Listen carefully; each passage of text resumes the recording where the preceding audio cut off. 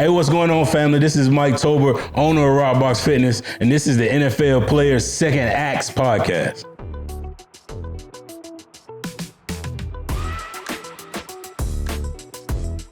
I'm Peanut Tillman, and this is the NFL Players Second Acts podcast. With me, as always, my guy Rome. I like the pink socks, the gray top stripe. It matches the shirt and the hair and the shoes. Like it's a combo. You got to coordinate. You are coordinated, my brother. You're coordinated. Thank you. I mean, after I worked out this morning, I put this fit together, and look at you, man. You got the same kind of shoes on. Why? Because I already blessed you with them. So let's talk about another blessing. Not only our guests, but also Carolina Panthers for hosting us today in the Panthers Vision studio. Shout out to them and the NFL for always holding it down. Go ahead, Peanut, introduce our guest. This next guy played 10 years. He was an all-pro fullback. His nickname was the Toldozer. He runs a fitness company called Rockbox Fitness. Ladies and gentlemen, please welcome to the show, Mike Tolbert. Appreciate y'all for having me, man. My man B Hart likes to call him, he doesn't call him Toldozer, he calls him Baby D. Because that's the way he used to play. Always, you know, and he looked like he always had the updated snacks. I definitely did. I'm going to stick with the first one. I'm not going to call him that, Baby D. I'm not. No, I can't do it. All right. Won't do it. That's you. So what are your thoughts on that nickname? How'd you get it? Baby D? Oh, no, Toldozer. I'm about to say I like Baby D because, she took charge. And I'm taking charge. You know what I'm saying? Toldozer is fun. I got a lot of good T-shirts made out of it, with me riding a tank and stuff like that. It was fitting because I didn't like to juke and dodge nobody when I played. So I like it. No, I always look back and like my memories are told. Number one, he was always in charge of the radio in the locker room. Yes. So, and he always went around and made his way to say, hey, what do you want to hear? Like, what's your play? To try and make sure everybody had their mood before the game.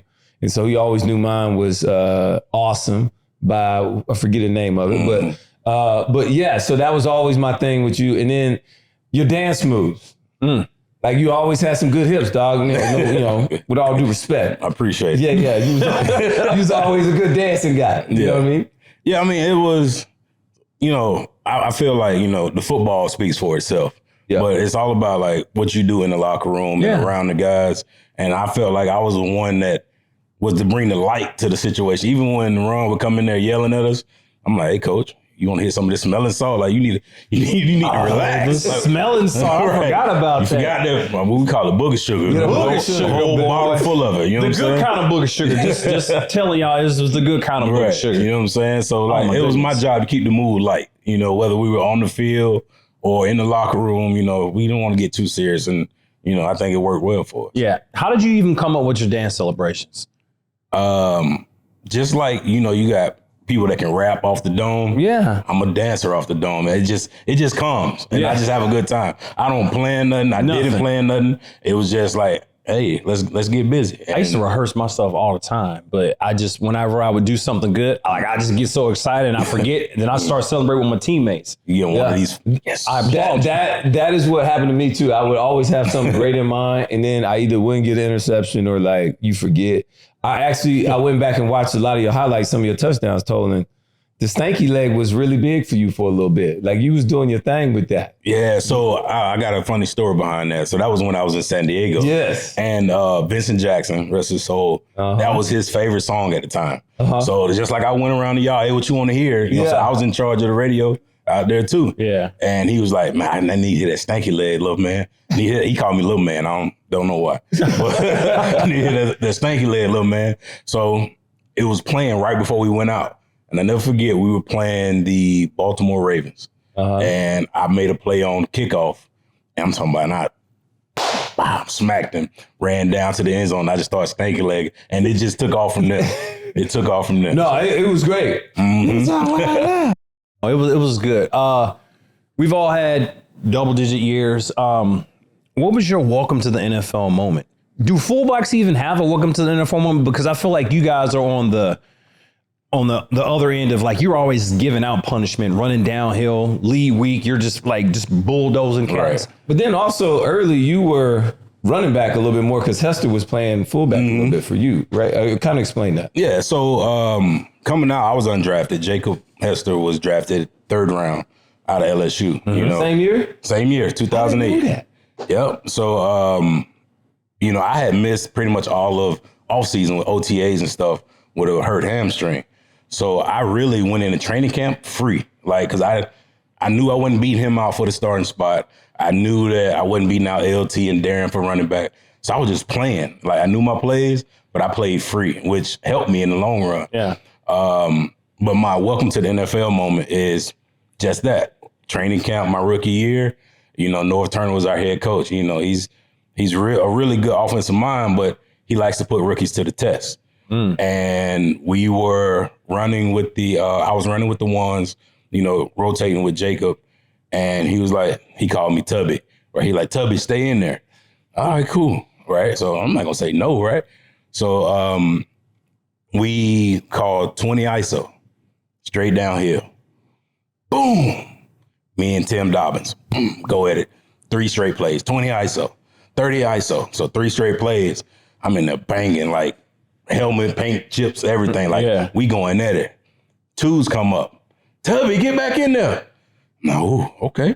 So I'm in there, right? Now it's Stephen Cooper. You know what I'm saying? Now the 2's going versus the 1s. Now it's Stephen Cooper, starting middle linebacker with the Chargers. 20 ISO. Bang, back to it. 30 ISO. Bang, back to it. I get back to the huddle. I'm blowed, head ringing. all I see is somebody come, big hand just come from behind me.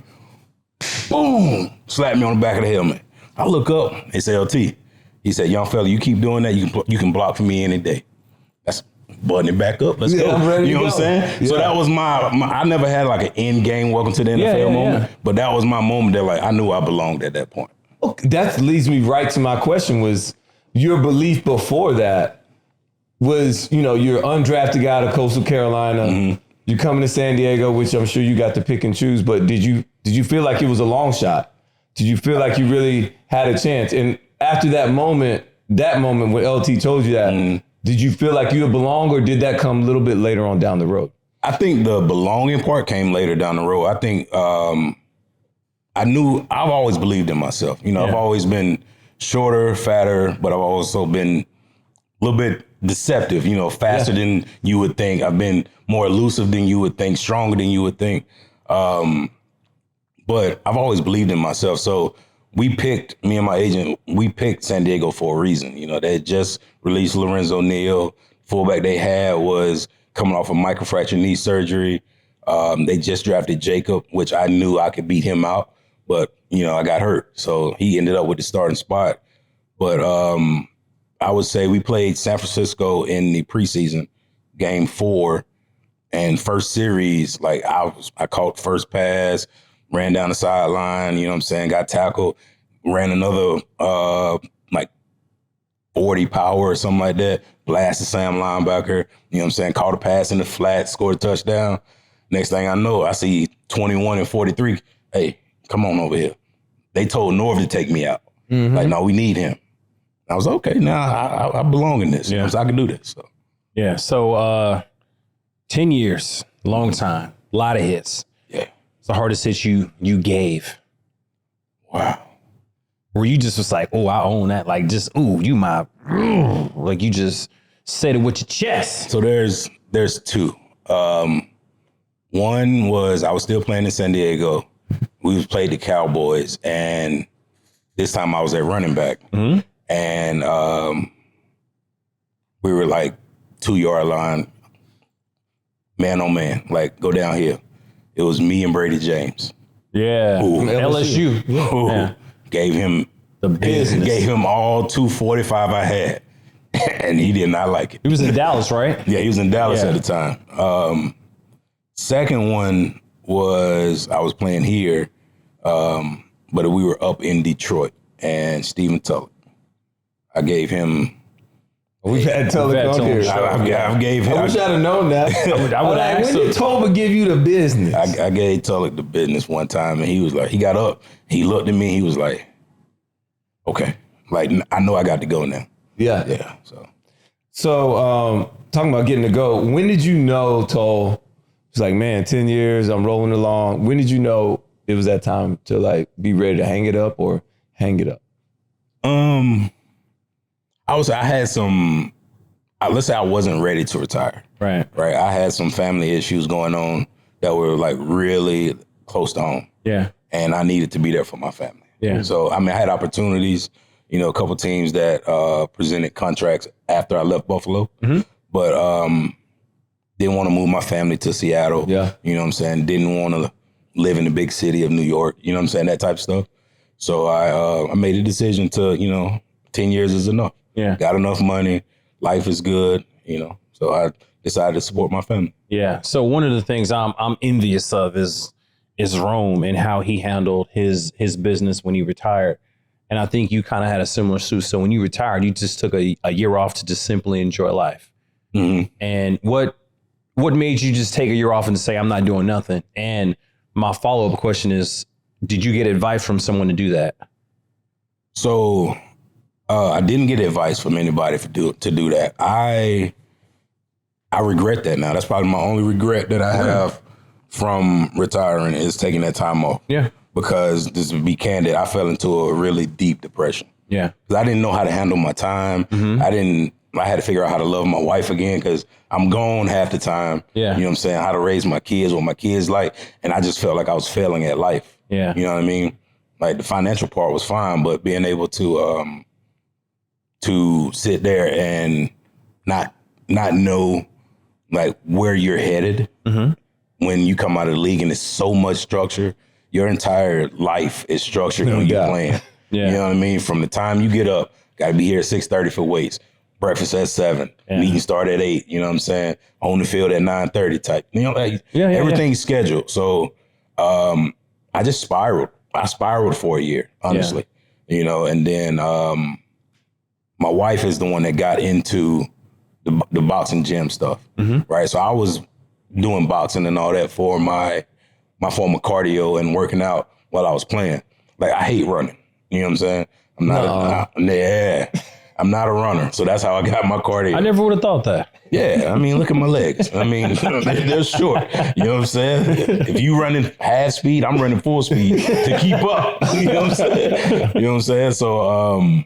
So she started with that, you know, and it worked out well for her. So I started helping her with that. So what's the one thing you would say you've learned about yourself in that year when you retired? Was something that you took away from that helped you? What I took away from it is that I can feel like I'm at the bottom. Yeah. And work on myself to fix it. Yeah. You know, it's not every day that you can know that you're being depressed and you got anxiety issues and stuff like that, and then can work back from it. You know, a lot of people, that spiral keeps going. But when you got people that love you and people that call you out the blue and say, "Hey, Tol, I ain't talked to you in a minute, man. How you been?" And I'm like, "Rome, I'm good, dog." That was your impression of me. That's what it was. Rome, I'm good, dog. And he was like, "No, I'm asking how you been." You know what I'm saying? And it's just like one of those things where, like, you know, you appreciate the little things like that. Sure. Like TD does the same thing to me, and TD lives half a mile away from me. You know what I'm saying? And he's like, "Hey, man, I ain't talked to you. What's going on? How you been?" Like, you know what I'm saying? Smitty does the same thing. So it's just appreciative when you got real friends that are people that, you know what I'm saying, you don't talk to for months on end. And when you talk to them, it's just like nothing ever changed. So. Tell me this, because I think this is important, and I don't think we ask each other enough of this, is like, had you ever felt anxiety or like a dark place before you had ever left football? Because I don't think I ever felt anxiety ever in my life until I was done playing football. Yeah. And it was like this one real feeling. I didn't even know what it was. Like, what is wrong with me? I'm always like, yeah, this is what I do a lot because I have anxiety. I'm like, is that what that is? So I want to know from you, had you ever had any of these feelings until after you played football? Never. I mean, it happened a little bit like towards the end of my career, you know what I'm saying, where you get you real antsy, you know what I'm saying, especially about going to new places. Like when I went to Buffalo, I rarely came out of the room. I rarely came out of the house. I went to work, went to eat, came home. You know what I'm saying? Like I didn't want to be around anybody. I really rarely wanted to be around my family.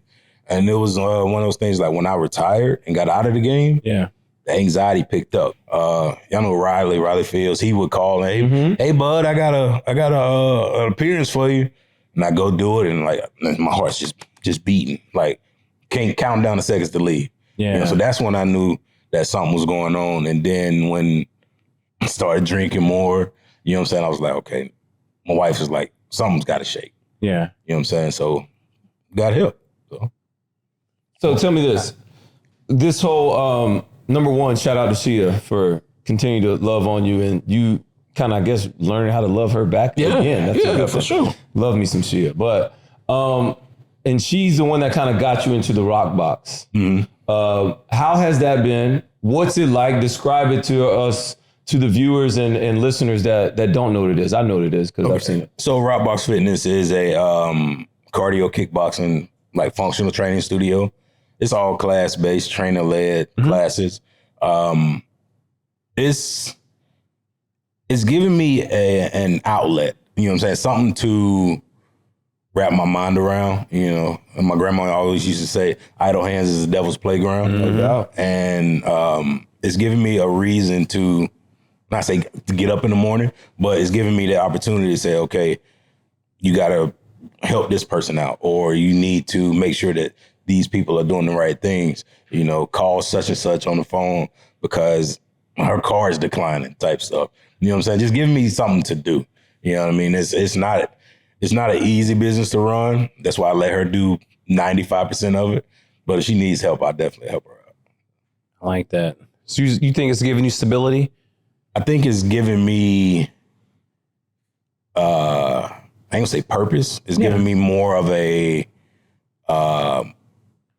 continuum in my mind that, okay, I need to do this. I got to do this. I got to do that type of thing. Now, do you teach any of the classes, or you just attend them? I have taught. I don't teach all the time, and I don't like taking class there. I'm one of those that will like come work out at 5 o'clock on a Tuesday when I was playing in the morning because I don't want to work out with nobody else.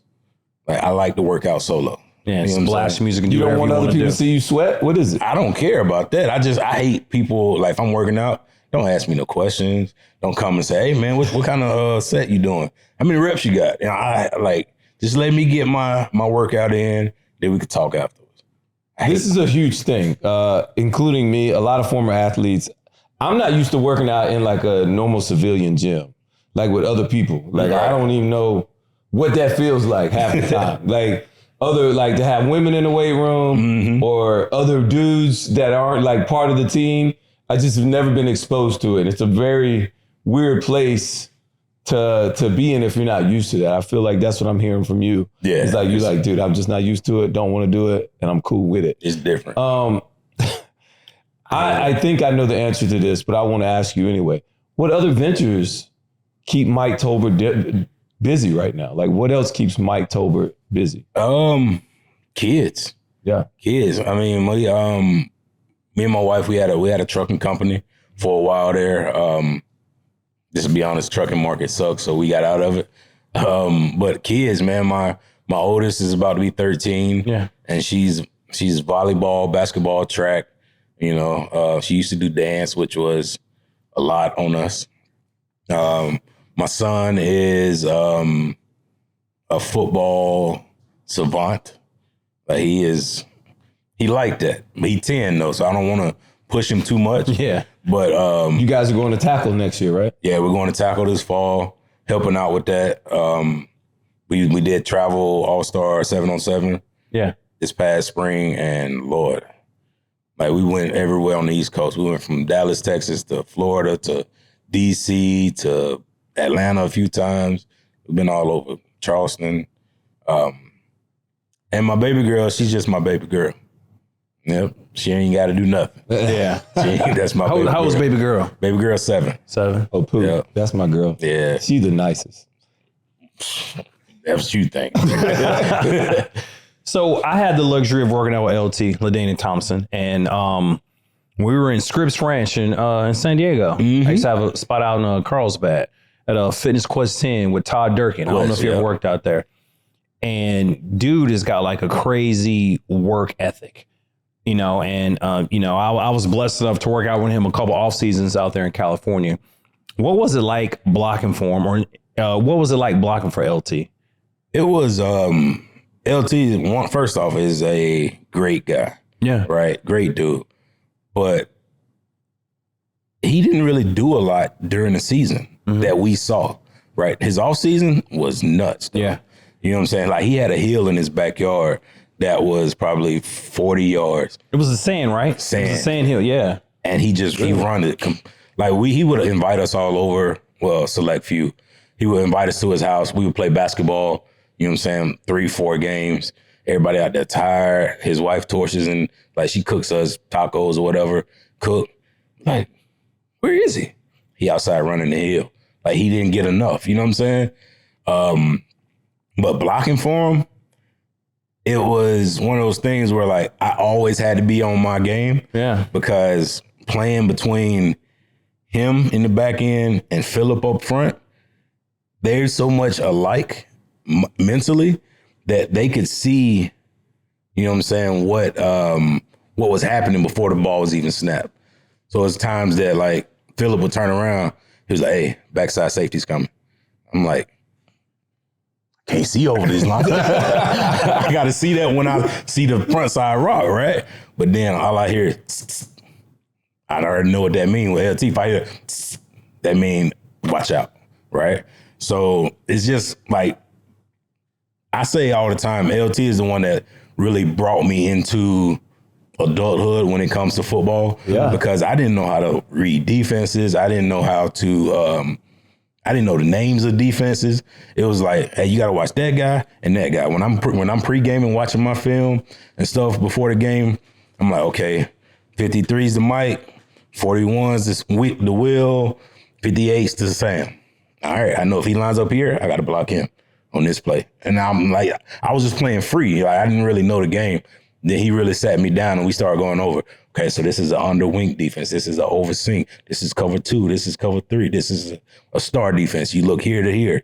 All right. Like he really taught me defenses. Yeah. Right. Mm-hmm. And that helped me take my game to the next level. That way I could play even faster. So yeah, it was really playing with him and Darren Sproles was probably the biggest treat that I could have got as a rookie coming in because they poured into me. You know what I'm saying? Because the better I did, better they did. Right. You know what I'm saying? So it definitely helped. So yeah, that's what I wanted to know. Because I'm like, well, I'm not going to ask you to rank them, but maybe you could tell the differences between LT to Darren Sproles to D'Angelo Williams to Jonathan Stewart. Like those are 4,000-yard guys, all totally different styles of running. It's like how would you say the difference was, even blocking for him or just being in the room with him? Yeah, I mean, so I'll just go like LT was he was the golden child. You know what I'm saying? Like, we can be in offensive meetings and I do something and then the offensive coordinator look at me, I'm talking about cuss me, slap out. And I'm like, coach, that ain't me. You know what I'm saying? That ain't me. He was like, who is that? Somebody was like, that's 21. Oh, good job. And go to the next play. You know what I'm saying? You know what I'm saying? Sproles was kind of the same way, but Sproles he's very understated. Like he don't say a lot. No, he don't mess with a lot of people. But if he mess with you, he mess with you. What was he, 43? Number 43? Yeah, 43. Yeah. You know what I'm saying? He don't say a lot. But I just talked to him the other day. You know what I'm saying? Like I did too. He don't say a lot, but if you his guy and you my guy, it's understood. You know what I'm saying? And he works. He pound for pound is the strongest person I ever met.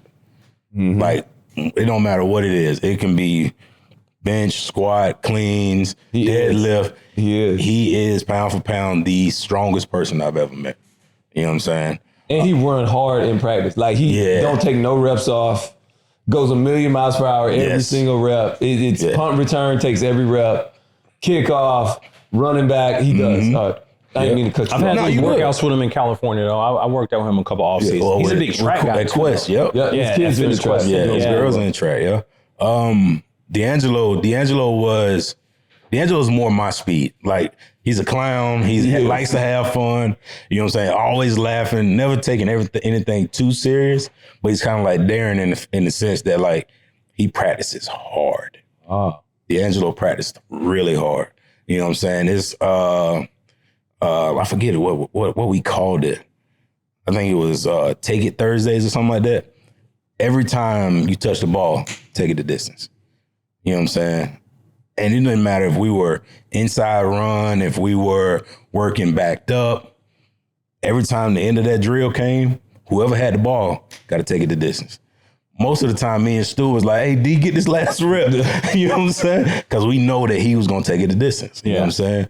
But, like, he practiced really hard. You know what I'm saying? Stu, that's like my brother. You know what I'm saying? He is a gentle giant. And, you know what I'm saying? He's a gentle giant. He plays the game the way I play the game. Fearless, you know what I'm saying, going straight downhill. And he is faster than a lot of people give him credit for. Yeah. He's 240, but he's running 4.4s. You know what I'm saying? Yeah. So that's my boy. My last question really is just who's on your personal Mount Rushmore? So are we talking just overall in life? It can be whatever. It can be overall in life. Like you were an extremely successful person, football, business, just 4 people in your life, football or not, that have just helped you along the way. Okay. So first off, it's going to obviously be my mom, because single mother that did everything, worked 2 and 3 jobs. You know, the typical story out there that a lot of people got, you know. So she's first and highest on that list. I would say one of my youth coaches. Yeah.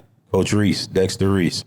He's the reason why I made it past middle school football. Because I was a knucklehead. A long time ago. That's what I'm saying. Like, I was a knucklehead, man. And, like, I ain't gonna lie, I was doing dumb stuff. You know what I'm saying? I was stealing, I was fighting, I was trying to run with the wrong crowd. And he was a sheriff, you know, in the Atlanta area. And, like, he just took me under his wing. You know what I'm saying? He saw potential, and that not only that I could play ball, but I was a good kid. Yeah, and I was just doing dumb stuff that kids do. So he took me under his wing, and, like, he is, like, my biggest advocate, whether it's in life, whether it's in marriage, whether it's having kids. If I just need to get something off my chest, don't want to talk to my wife about it, I can call him. And, like, we've been on the phone for hours before just talking. You know what I'm saying? So I would say Coach Reese is up there. Coach Jim Skipper, my running backs coach here. Skip. And Skip. Skip is on that Mount Rushmore for me, because he is he taught me the business side of the NFL. You know what I'm saying? But he honed my skills, you know, to the point where I could elevate to another level. And that's when the All Pros and Pro Bowls and stuff started coming. So I attribute a lot of that to him. He never said a word to anybody outside the running back room, I don't feel like. He didn't really care. He wasn't one of them old players. He was like, I ain't all that juking and jiving y'all got going on. He just was like real old school. I remember him just, he never said anything. He just did his own thing. Yeah. Yeah. He just did his own thing. And then my last one on my Mount Rushmore is, I would say Jerome Bettis. Jerome Bettis. As a kid, like, that was the epitome of, you know what I'm saying, the football I wanted to play. Yeah. You know, everybody that knows me know that was my favorite player. To me, he's the greatest running back of all time. Yeah. I'm gonna get talked about for that. You know what I'm saying? But I mean, that's the style of play that I play. Like, big guy with some good feet. Right. I love the bus, man. Yes. You know what I'm saying? I love the bus, man. Even, you know what I'm saying, I tried to wear 6 in high school, but the jersey was too small for me. So I got to wear 36 instead. You know what I'm saying? Make it a double-digit number. Right. Widen it out. Right. Try to get 6 again in college at Coastal. A senior had it, so I couldn't get it, and obviously I wasn't getting it in the league. So I had an option between 35 and 45. So I took the one that was closer to 36. Yeah. So now, being an All-Pro, playing 10 years, have you ever met him? Yes. Yeah. How was that? So I met him a few times. The only time in my life I've ever been starstruck. Yeah. Because I'm like, this is a guy like you said, I looked up to him for so long. Yeah. I met him at the Pro Bowl in 2013, right? And I'm walking into the little calf where we're all eating at, and he's sitting right there. I'm just like, just kind of walking side eye. My wife go, "Hey, ain't that him?" I'm like, "Ain't that him?" And I'm like, "Hey, chill out." And then he gets up and he comes up and like beside us. He comes up beside us. He's like, "Tolbert, what's up, man?" I lost it. I'm like, "Man, what's going on, man?" Hey, I'm a big fan, like, cause he knew who I was. You know what I'm saying? Which really made me appreciative. You know what I'm saying? He knew who I was, but also the fact that like He's my idol, you know what I'm saying? The person that I'm looking up to in football was so much ingrained in the game, like I am, that he knows everybody that's around. You know what I'm saying? So that was the only time I've ever been starstruck. And then I've seen him a couple times at, the ESPYs or Super Bowl parties and stuff like that. And it's been love ever since. So, hey man, appreciate you stepping on the show, coming on the show, man. Absolutely, man. I Much appreciate love. y'all, man. It's good seeing you. I ain't seen you. It's been a minute. I just saw him just like 3 Once we figured you was on the show, I was like, man, I ain't seen Tolbert in a minute. Right. So He forgot about me. He used to send me funny stuff on Instagram all the time. Come on, man. You got to be the same guy, Peanut. Yeah, you know what I'm Be the saying? same guy. Get busy, idle hands, man. I'm telling you. No doubt. I'll be that. I'll take that. Be better. It won't happen again. Y'all call me out, so I apologize. I'm a bad friend, but I will be a better friend. There you go. All right, look, man. Thank y'all for listening, tuning in.